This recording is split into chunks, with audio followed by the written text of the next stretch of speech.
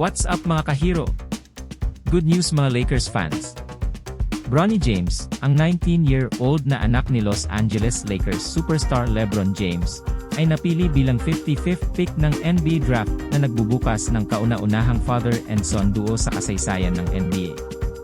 Dream come true ito para kay LeBron, isang 4-time NBA Most Valuable Player at matagal nang pinangarap na makalaro ang kanyang anak. Sa kasaysayan ng NBA, wala pang mag-ama na nagkasama maglaro sa isang NBA official game.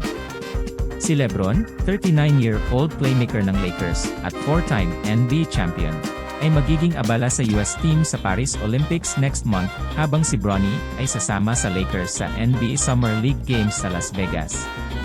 Congratulations kay Bronny James sa pagkakapili sa Los Angeles Lakers, sabi ni Lakers legend Magic Johnson. Isa itong makasaysayang sandali dahil si LeBron at Bronny ang unang mag-amang maglalaro sa NBA ng sabay at sa iisang team. Ang panonood kay Bronny suot ang Lakers jersey sa Summer League sa Vegas ay tiyak na exciting.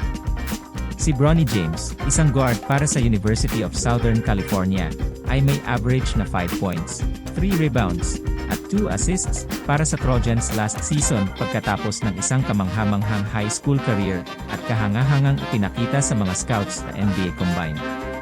Kung matatandaan sa isang practice session noong Hulyo, bumagsak ang USC freshman na si James matapos magkaroon ng cardiac arrest dahil sa congenital heart defect.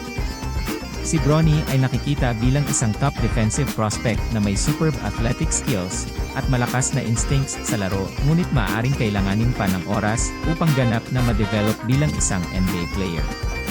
Samantala, si LeBron James ay may hanggang Saturday upang mag-opt-in sa huling taon ng kanyang kontrata sa Lakers or maging isang free agent or pwede din namang mag-sign ng bagong kontrata sa Lakers.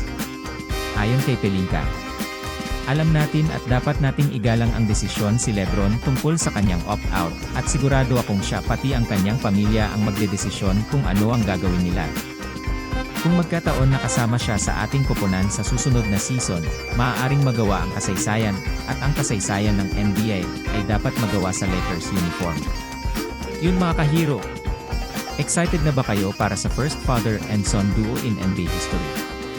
Huwag kalimutan pindutin ang like at subscribe button para sama-sama pa nating tuklasin ang mundo ng basketball. Let's go!